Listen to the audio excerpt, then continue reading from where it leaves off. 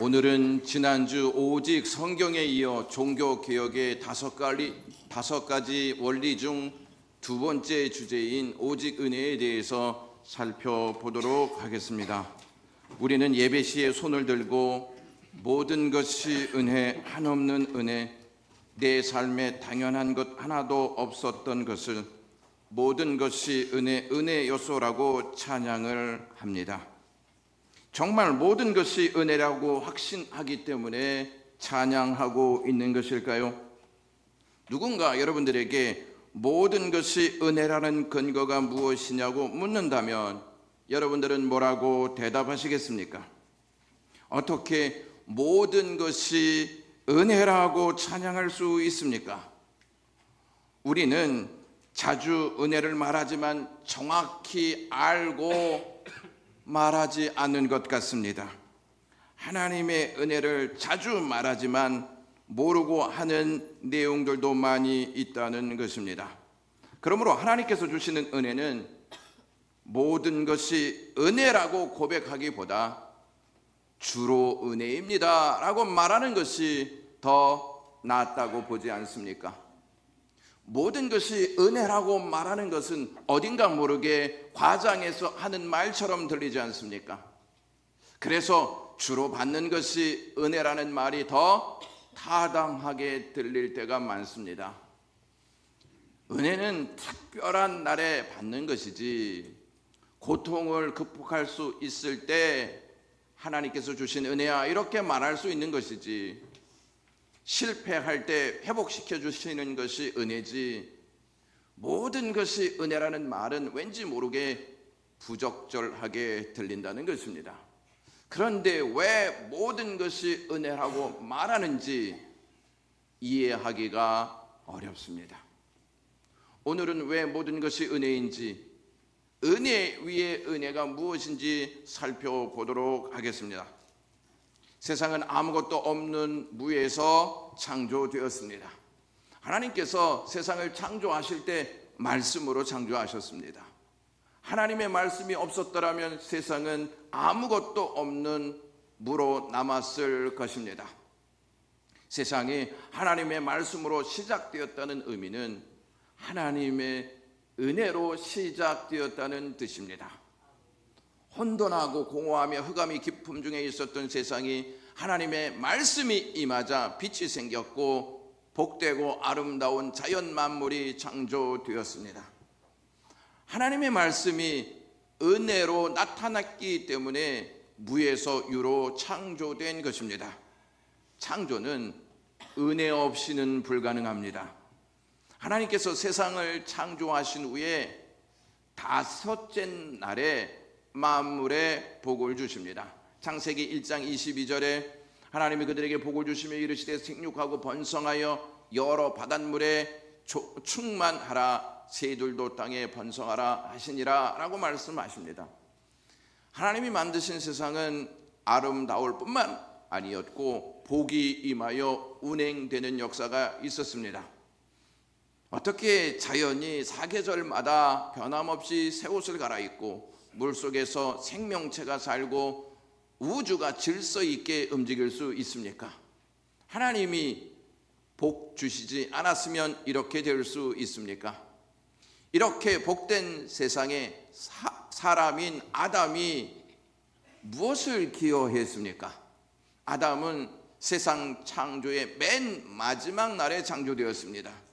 맨 마지막 날에 창조되었다는 것은 하나님께서 다 만들어 놓으신 세상, 복 주신 세상, 아름다운 세상에서 살게 되었다는 뜻입니다. 인간은 만물 창조에 있어서 그 어떠한 것도 기여한 바가 없고 땀방울 하나 들어간 곳이 없었습니다. 그래서 은혜인 것입니다. 만약 무엇 하나 기여한 바가 있다면 은혜라고 말할 수 있습니까? 그것은 마땅히 받을 수밖에 없는 대가지 이렇게 말할 수 있다는 것이죠.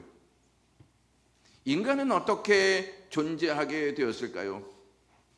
다른 자연 만물과 달리 인간은 하나님께서 직접 손으로 만드셨고 코에 생기를 불어 넣으심으로 살게 되었습니다. 자연 만물과 인간이 은혜 아닌 것이 있습니까? 모든 것이 다 은혜를 입고 은혜 아래 살게 되는 복을 받은 존재가 인간입니다. 하나님은 다섯째 날에 세상에 복을 주시고 여섯째 날에도 아담과 하와에게 복을 주시는 내용을 이렇게 창세기 1장 28절에 기록하고 있습니다. 하나님이 그들에게 복을 주시며 하나님이 그들에게 이르시되 생육하고 번성하여 땅에 충만하라, 땅을 정복하라, 바다의 물고기와 하늘의 새와 땅에 움직이는 모든 생물을 다스리라, 이렇게 말씀하셨습니다. 복된 세상에 사는 아담에게 하나님은 복을 주시며 세상을 다스릴 수 있는 권세까지 주셨습니다. 이것이 복이 아니고 무엇이겠습니까? 이것이 은혜가 아니고 무엇이겠습니까? 인간이 어떠한 행동을 하기도 전에 하나님께서 이미 복을 주셔서 복을 누릴 수 있도록 하신 것, 이것이 은혜입니다. 이것을 깨닫기 전에는 모든 것이 하나님의 은혜라는 사실에 늘 의문을 가질 수밖에 없습니다. 그러나 모든 것이 다 은혜를 입고 은혜 안에서 살게 된 것을 깨닫게 되면 모든 것이 은혜입니다 라고 고백하지 아니할 수가 없다는 것입니다. 하나님의 은혜 없이 자연 만물과 인간을 설명할 수 있습니까? 그러므로 우리는 모든 것이 은혜라고 하나님께 고백할 수 있는 것입니다. 모든 것이 은혜로 시작하여 은혜 안에 살게 된 아담과 하와가 어느 날 하나님의 은혜를 거부하는 사건을 저지릅니다. 뱀의 유혹에 넘어가 선악과를 따먹지 말라 하신 하나님의 말씀을 거부하고 하나님과 같이 되려는 탐심에 선악과를 따먹습니다. 그들의 행동은 하나님의 은혜가 없어도 잘 살 수 있다 하는 마음에서 나온 것이라고 말씀드릴 수 있습니다. 하나님의 말씀을 거부하는 행위는 하나님의 은혜를 거부하는 데서 비롯된 것입니다. 하나님의 말씀이 은혜인 것을 믿습니까? 히브리서 13장 9절 말씀에 여러 가지 다른 교훈에 끌리지 말라, 마음은 은혜로서 굳게 함이 아름답고 라는 말씀이 있습니다. 여기에서 여러 가지 다른 교훈은 하나님의 말씀이 아닌 모든 것을 뜻합니다. 하나님 말씀 외에 그 어떠한 것도 우리에게는 은혜가 되지 못한다는 것입니다. 우리에게 하나님의 말씀인 은혜가 임할 때 우리의 마음이 강하게 되고 아름답게 된다는 말씀입니다. 하나님의 은혜로 탄생된 아담과 하와가 불순종함으로 하나님의 은혜를 거부하였습니다. 그러자 하나님과 단절되게 되었고 죽음에 이르게 되었고 세상은 죄로 물이 들어 하나님의 저주 아래 놓이게 되었습니다. 이것이 은혜를 떠난 자의 결과입니다. 하나님의 말씀을 거부한 이후로 사람들은 하나님이 만든 세상에 살면서 하나님의 은혜를 망각하고 하나님의 은혜 없이도 충분히 살 수 있다고 자신만만해하면서 살기 시작했습니다. 그러던 중 가인이 동생 아벨에게 시기와 미움을 갖게 됩니다. 시기와 미움을 버려라 이렇게 하나님께서 말씀하셨는데 가인은 하나님의 말씀을 듣고 하나님의 말씀을 거부하여 동생 아벨을 돌로 쳐 죽입니다. 그리고 가인은 놋이라는 땅으로 가서 하나님을 모방하여 에덴 동산과 같은 성을 쌓습니다. 그 성이 바로 가인이 자기 아들의 이름을 따서 만든 에녹성입니다. 성을 쌓는 기술을 습득한 가인과 그의 후손들은 우리도 충분히 스스로 보호받을 수 있다, 우리 스스로를 보호할 수 있다 이렇게 생각하고 흥과 쾌락의 도성을 만듭니다. 노동력과 기술을 갖게 된 인간들은 인간 스스로 하나님을 만날 수 있다고 착각합니다. 그래서 탑을 높이 쌓아 하나님을 만나려고 했던 것입니다. 그 탑이 바벨탑입니다. 이 탑의 높이는 하늘을 찌르는 듯 했습니다. 그 탑의 높이는 곧 인간들이 쌓아 올린 교만의 높이입니다. 교만은 자기 힘으로 하나님을 대면할 수 있다는 착각을 불러일으킵니다. 바벨탑은 하나님의 은혜를 거부하고 인간의 힘을 과시하는 역사라고 해도 틀리지 않습니다. 바벨탑은 무너졌습니다. 바벨탑이 무너졌지만 무너짐으로 끝나지 않고 역사 속에 계속 힘을 과시하며 모든 분야에 차고 들어와 활동을 합니다. 세상은 창조론 대신 빅뱅 원리와 진화론을 주장하고 하나님의 창조론을 거부합니다. 하나님의 창조를 거부하는 것은 하나님의 은혜를 거부하는 사상입니다. 하나님을 거부하는 세상은 사회, 나라에게만 있지 아니하고 기독교 안으로 비집고 들어와 돈으로도 하나님을 만날 수 있고 공로로도 하나님을 만날 수 있고 업적으로도 하나님을 만날 수 있다는 착각을 하게 합니다. 그것이 종교개혁 이전 가톨릭에서 두드러지게 나타납니다. 물질과 공로 그리고 업적으로 하나님을 만나려 하는 행위는 은혜 없이도 하나님을 만날 수 있다 하는 생각에서 나온 것입니다. 가톨릭은 하나님의 은혜가 아니라 인간의 행위로도 하나님을 만날 수 있다고 가르칩니다. 이 가톨릭의 구원관에는 인간이 무엇인가 노력하고 공을 들여야 한다는 사상이 팽배합니다. 이는 세상의 성경에 기초한 것이 아니라 교황의 교령에 기초한 것입니다. 천주교에는 공덕 축적설이 있습니다. 예수님과 마리아가 선행을 통해서 이룩한 공덕이 하늘에 다 달았다. 그래서 수많은 성자들도 선행을 통하여서 이것을 하늘에 쌓아놓는데 선행이 부족한 사람들에게 교황이 이것을 나누어 줄 수 있다고 믿었습니다. 십자군 전쟁 때는 어떠한 역사가 일어났냐면 군사들을 모집하는데 군사들을 딱 모집할 때 면제증을 줍니다. 하나님을 위해서 싸우는 사람들에게는 죄가 사하여진다. 천국에 들어갈 수 있는 특권을 갖는다. 그래서 면제증을 준다는 것입니다. 이것을 받기 위해서 많은 사람들이 동원되었습니다. 이것을 받고 그들은 마을마다 고을마다 들어가서 아주 잔인한 죄악들을 저질렀습니다. 우리는 천국에 갈 수 있다. 그래서 이러한 죄악을 저질러도 된다 하는 생각을 했던 것입니다. 이렇게 가톨릭은 면제증을 통하여서 면죄부를 통하여서 사람들을 유혹하였고 사람들을 유혹하여서 자기들의 목적을 이루려 하는 시도를 했습니다. 그리고 교회의 수익원으로 이 면제증을 팔아서 교회가 이루고자 하는 역사를 이루어 갔다 하는 사실입니다. 돈만 있으면, 공로만 있으면, 업적만 있으면 충분히 구원받을 수 있다는 생각을 하게 했던 단체가 가톨릭이라는 사실을 잊지 마셔야 한다는 것입니다. 교황은 이렇게 하여서 자신의 권세와 권위를 가장 앞에 두었습니다. 자신의 권세와 권위로 능히 사람들을 구원할 수 있다고 만들었다는 사실입니다. 죄를 지은 아담과 하와도 스스로 죄와 저주의 문제를 해결하지 못하였는데 어떻게 그의 후손인 사람들이 죄와 저주의 문제를 스스로 해결할 수가 있겠습니까? 인간의 행위로도 구원받을 수 있다면 굳이 예수님이 이 땅에 오실 필요가 뭐가 있겠습니까? 아담과 그의 후손들에게 동일하게 절대적으로 필요한 것은 하나님의 은혜인 줄로 믿습니다.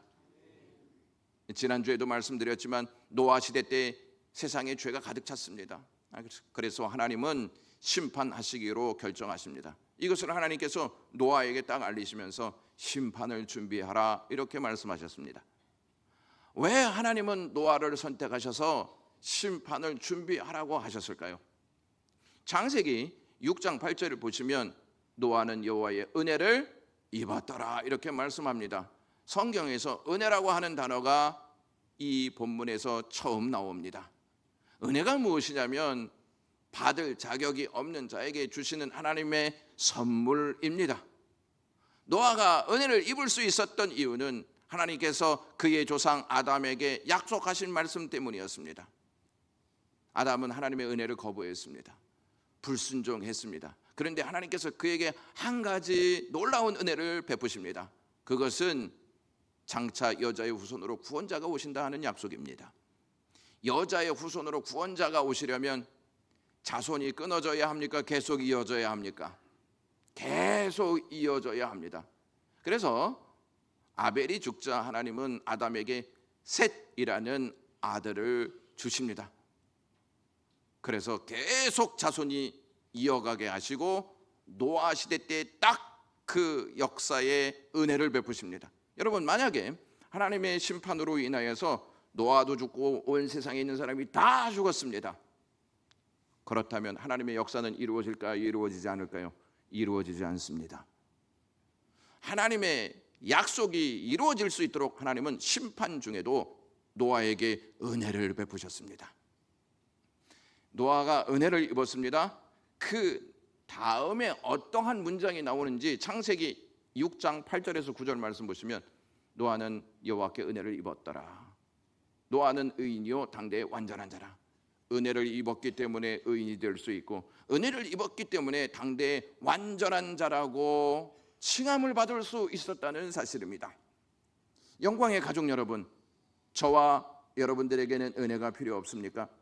노아에게만 은혜가 필요합니까? 저와 여러분 모두에게는 절대적인 하나님의 은혜가 필요한 줄로 믿습니다. 홍수 심판 이후에 사람들은 공을 들여서 바벨탑을 쌓습니다. 하나님과 대면하려고 했던 것입니다. 그러나 하나님은 그들의 목적을 이루지 못하도록 하나님의 진노로 그 탑을 완전히 무너뜨리셨습니다. 이것은 너희들의 행위로는 나를 만날 수 없다 하시는 하나님의 외치심입니다. 그런 다음에 창세기 28장에 가시면은 야곱이 꿈을 꾸면서 하늘에서 사다리가 내려오는 것을 보게 됩니다. 하늘에서 사다리가 내려오는데 제일 위에 하나님이 서 계신 것을 보고 또한 천사들이 오르락 내리락 하는 광경을 보게 됩니다.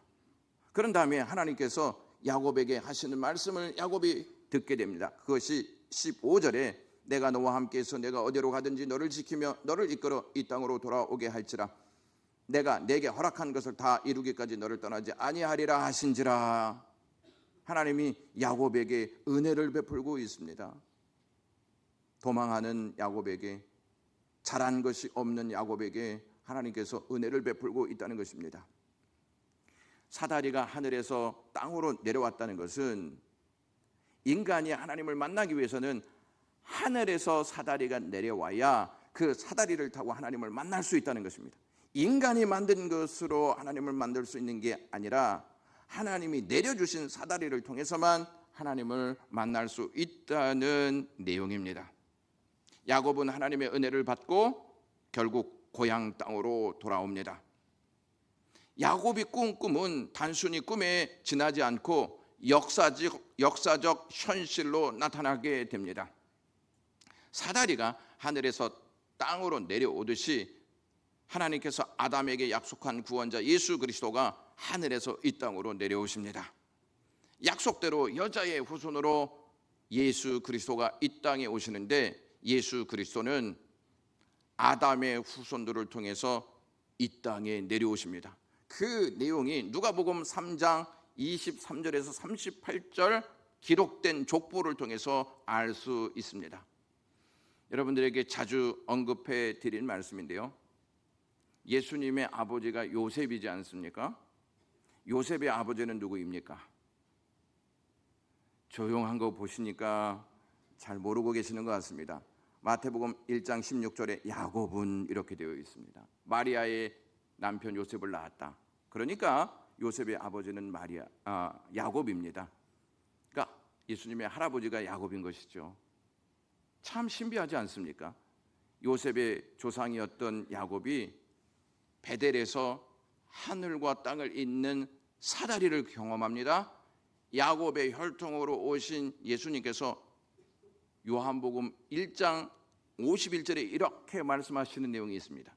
진실로 진실로 너에게 이르노니 하늘이 열리고 하나님의 사자들이 인자 위에 오르락 내리락 하는 것을 보리라, 이렇게 말씀하십니다. 이 말씀은 무슨 말씀이냐면 내가 야곱에게 보여줬던 꿈을 현실화시킬 것이다. 나를 통해서 하늘이 열릴 것이고 나를 통해서 하나님이 선택한 백성들이 하나님 집으로 갈 것이다 하는 메시지를 보여주시는 것입니다. 이 사실을 한번 살펴보겠습니다. 예수님께서 세례 요한에게 세례를 받으시고 물 위로 올라오자 마태복음 3장 16절에 하늘이 열리고 이렇게 되어 있습니다. 예수님이 탄생하셨을 때 천사가 하늘에서 내려와서 예수님의 탄생을 언급하였고 예수 그리스도의 부활 소식도 함께 언급하였습니다. 그리고 보십시오. 예수님께서 부활하신 다음에 승천하십니까? 승천하지 아니하십니까? 승천하십니다. 다시 하늘로 올라가십니다. 그리고 다시 오실 때 어떻게 오실 것인지를 마태복음 25장 31절에서 이렇게 말씀하십니다. 다 같이 읽겠습니다. 인자가 자기 영광으로 모든 천사와 함께 올 때에 자기의 영광의 보좌에 앉으리니 누구와 함께 온다고 말하고 있습니까? 천사와 함께 온다고 말하고 있습니다. 예수님께서 육신을 입고 이 땅에 오시자 사탄은 아담을 유혹했던 것처럼 가룟 유다를 유혹해서 예수님을 팔아 넘기게 합니다. 이 종교 지도자들이 예수님을 빌라도 앞으로 이렇게 끌고 갑니다.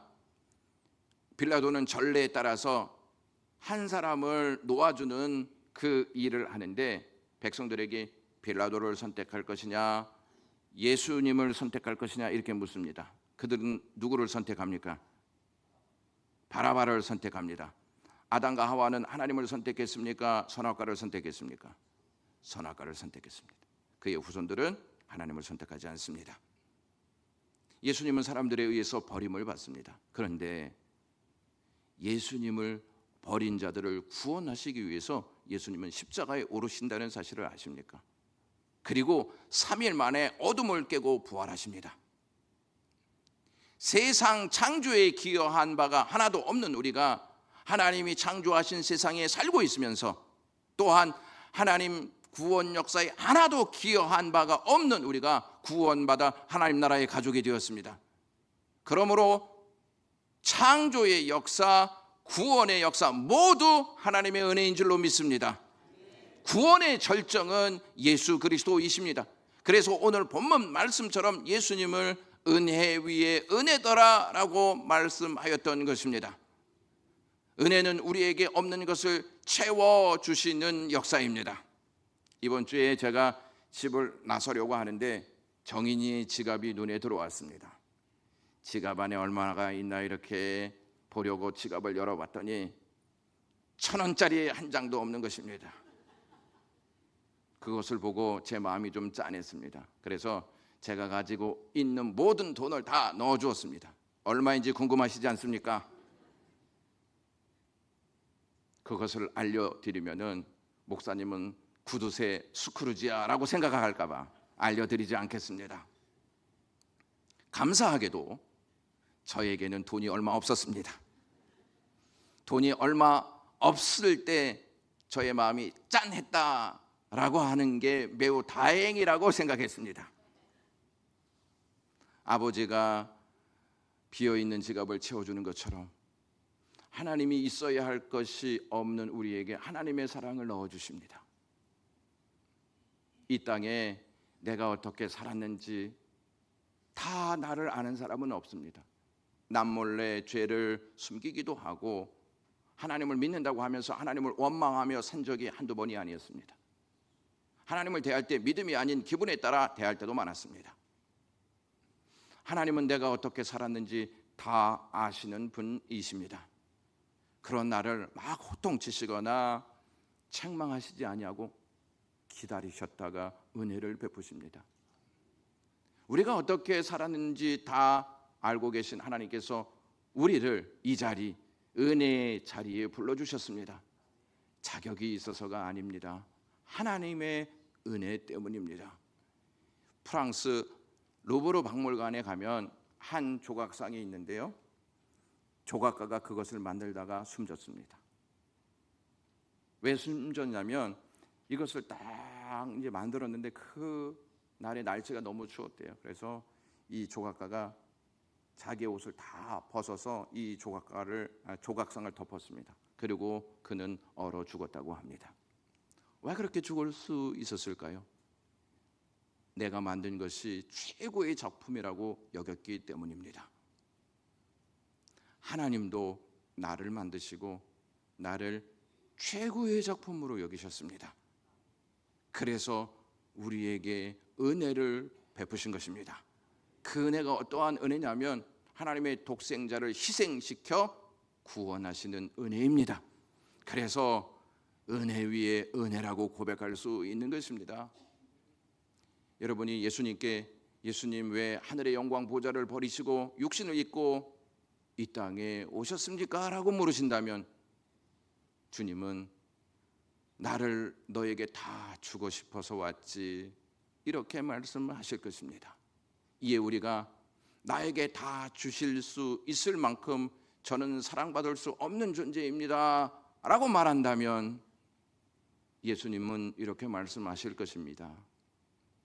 내가 어때서? 라고 말입니다. 그리고 나는 너에게 나를 다 주어도 아깝지 않지, 나는 너를 얻는 것으로 충분하기 때문이다 라고 말씀하실 것입니다. 우리는 사랑받을 만한 이유가 없는데 어떻게 주님은 다 주실 수 있습니까? 이렇게 생각한다면 이런 생각을 한번 해보시면 좋을 것 같습니다. 여러분들은 자녀를 왜 사랑하십니까? 무슨 이유 때문에 사랑하십니까?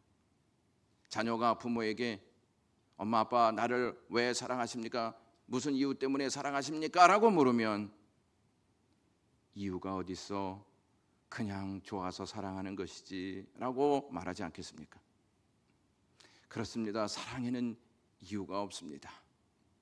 누군가 우리를 향해 당신들은 도대체 누구요? 라고 물으면 우리는 담대하게 우리는 예수님으로부터 모든 것을 다 받은 은혜의 사람들입니다 라고 말할 수 있어야 합니다. 우리에게 창조하신 세상을 주신 하나님께서 죄를 지은 우리에게 당신마저 주셨습니다. 세상을 만드신 하나님마저 주셨다는 말씀입니다.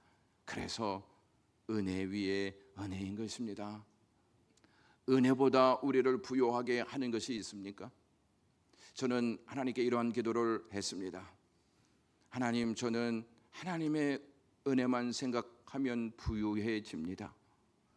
하나님의 깊은 은혜를 평생 계속 알고 싶습니다. 하나님의 은혜를 알면 알수록 저는 더 부유해지기 때문입니다 라고 말입니다. 하나님의 은혜를 바로 알면 주로 은혜였습니다 라고 말하지 않습니다. 모든 것이 은혜였습니다 라고 말합니다. 어떠함에도 은혜입니다 라고 말할 수 있습니다. 실패와 절망 그리고 아무 공로가 없어도 우리는 하나님 앞에 설 수 있습니다. 그것은 은혜 때문입니다. 하나님의 은혜라는 책에서 존 메가도 목사님이 이러한 말을 했습니다.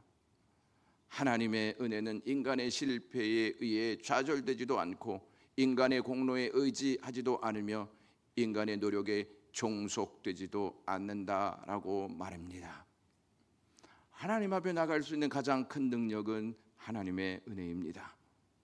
하나님의 은혜를 받은 우리는 모든 것이 은혜, 한없는 은혜, 내 삶에 당연한 것 하나도 없었던 것을 모든 것이 은혜였소라고 하나님께 찬양할 수 있습니다.